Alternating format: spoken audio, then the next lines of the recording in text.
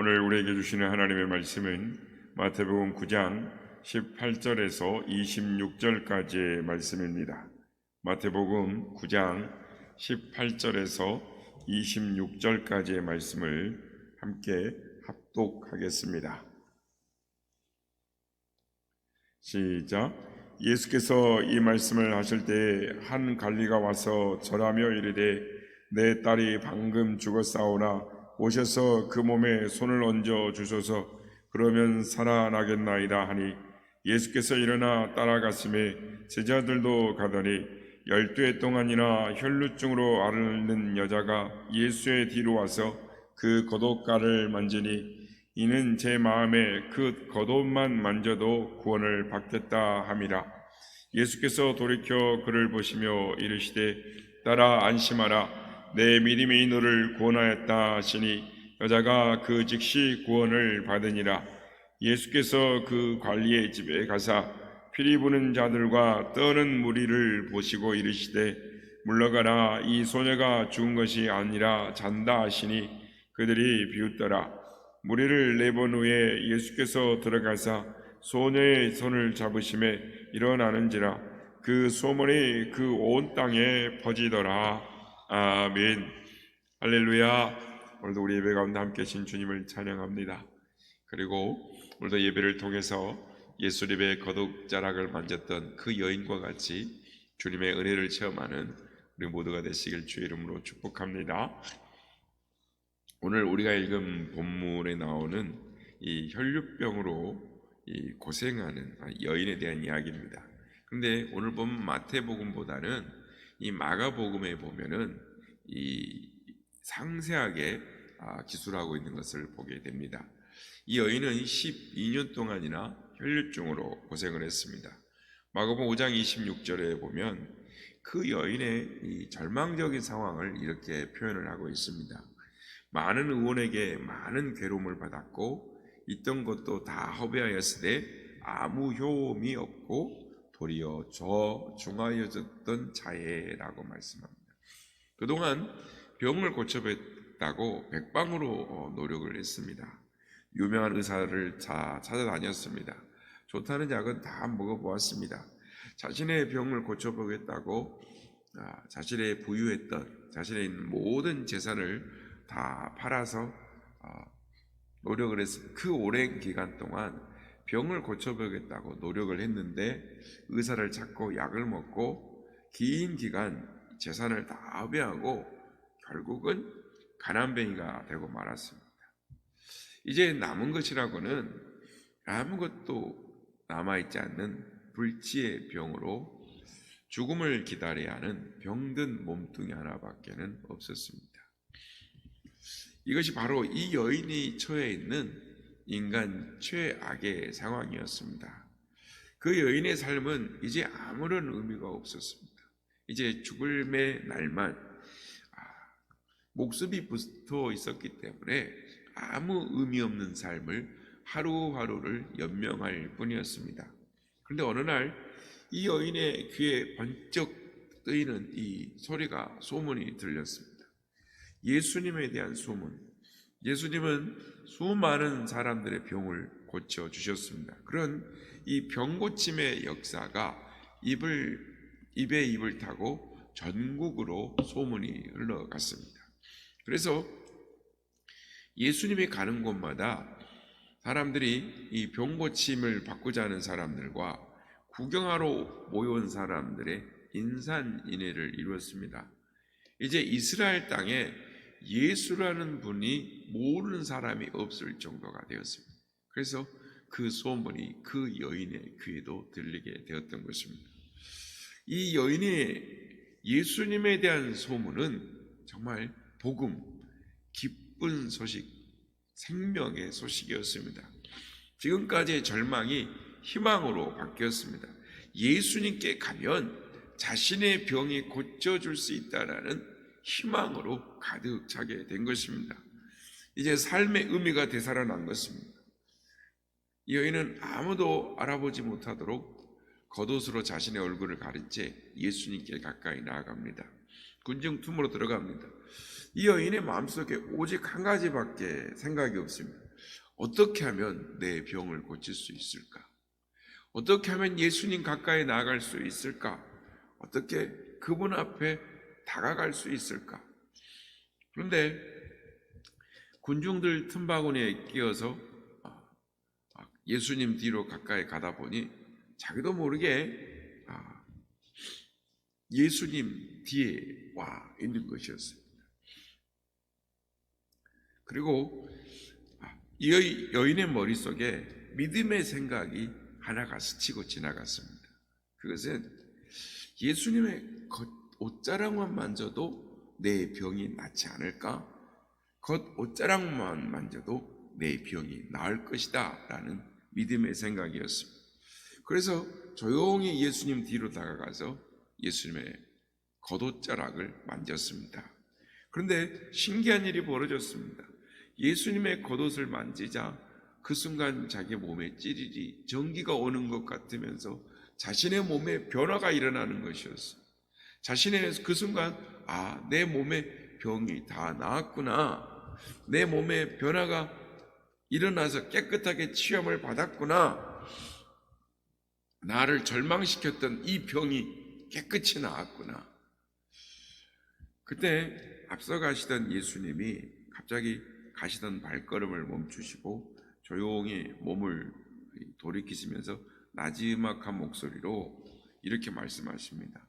누가 내 옷에 손을 대었느냐? 지금 예수님 주변에 수많은 사람이 운집해 있었습니다. 좀 더 가까이 가서 예수님을 보고 싶어서 예수님을 따르는 사람들, 서로 밀치며 경쟁적으로 예수님 주변에 있었습니다. 그래서 자연스럽게 예수님 몸에 닿는 사람들이 있었을 것입니다. 예수님 몸을 부딪혔던 사람도 있었을 것입니다. 그러나 예수님은 아셨습니다. 의도적으로 자신의 겉옷자락을 만진 사람이 있었다라는 것을 아셨습니다. 마가복음 5장 30절에 의하면 자신에게서 능력이 나간 것을 느끼셨다라고 말씀을 합니다. 그래서 누가 내 옷에 손을 대었느냐라고 물으셨던 것입니다. 그 순간 주위가 조용해졌습니다.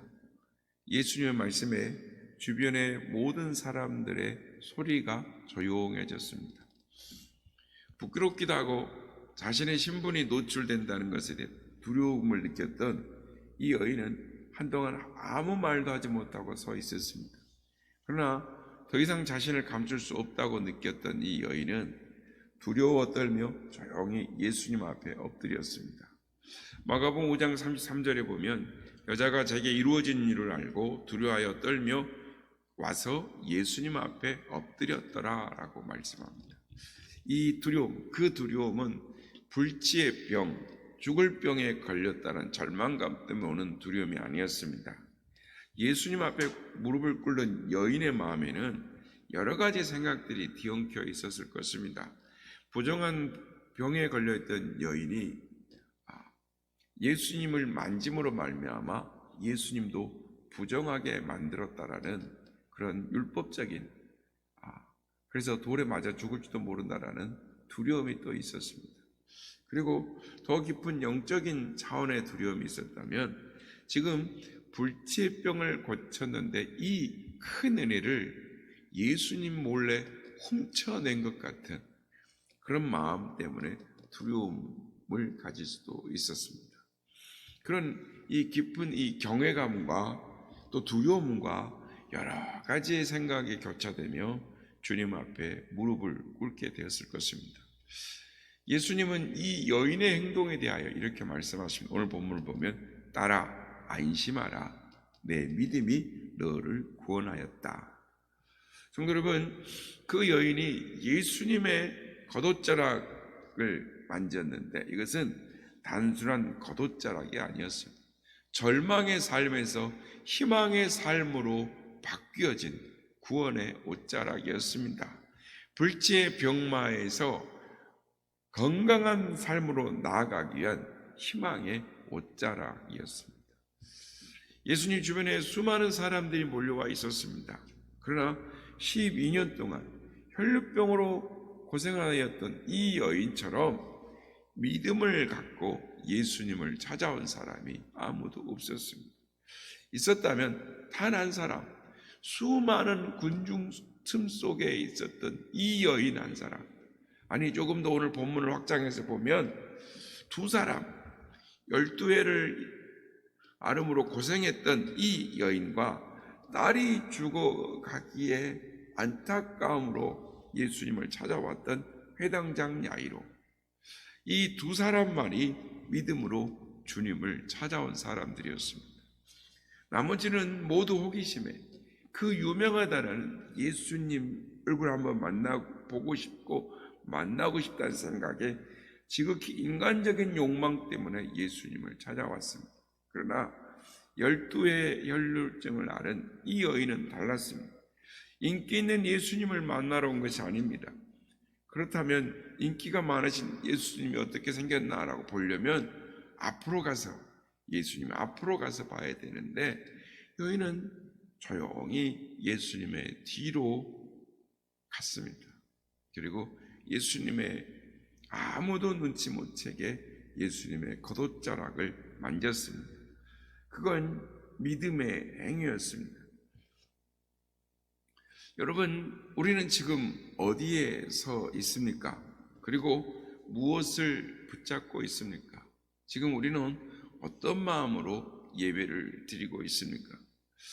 12해를 혈루증으로 고생하면서 깊은 절망의 나락으로 떨어졌던 이 여인처럼 예수님의 뒤에서 예수님의 겉옷자락만이라도 만지고 싶다라는 간절한 열망으로 예배를 드리고 있느냐라는 것입니다.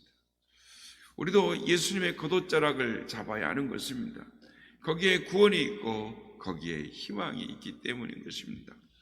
예수님의 겉옷자락을 잡았다라는 것은 작은 은혜만이라도 체험하고 싶다라는 간절한 열망인 것입니다. 야이로처럼 떳떳하게 예수님 앞에 나설 수 있는 입장도 아니었습니다. 그럼에도 치유받고 싶다라는 그 열정 때문에 예수님의 겉옷자락을 만지게 되었던 것입니다. 사랑하는 여러분, 예수님의 겉옷자락만이라도 만지고 싶다라는 간절한 열망이 있습니까? 겉옷자락이라도 만지고 싶다라는 이 열망은 온데간데 없고, 교회 예배당에 예배를 드리고 출입하면서 아무런 갈망 없이 그네처럼 왔다 갔다 하는 신앙이라면 우리는 주님의 은혜를 체험할 수가 없습니다. 부끄러운 모습이라도 괜찮습니다. 예수님 앞에 떳떳하게 나갈 수 없는 모습이라도 괜찮습니다. 예수님의 겉옷자락을 한 번만이라도 만지고 싶은 간절한 열망만 있다면 우리에게도 놀라운 하나님의 은총이 경험하게 될 것입니다. 아무도 생각하지 못했던 예수님의 겉옷자락을 통해서 한 여인은 놀라우신 예수님의 능력을 체험할 수가 있었습니다.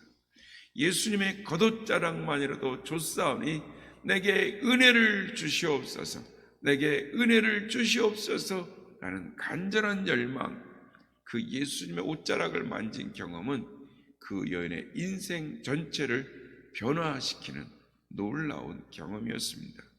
절망에서 희망으로 인생이 바뀌었습니다. 죽음의 길을 걷던 그 여인의 삶이 이제는 희망의 발걸음, 새로운 삶으로 변화되었습니다. 구원을 받았습니다.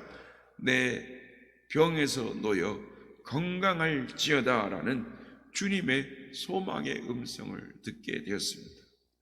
바라기는 이 여인처럼 주님, 나도 주님의 겉옷자락만이라도 만지게 하여 주옵소서, 주님 내게 은혜를 주시옵소서라고 은혜를 간절히 소망함으로 주님의 은혜를 체험하는 우리 모두가 다 되시기를 예수님의 이름으로 축복합니다.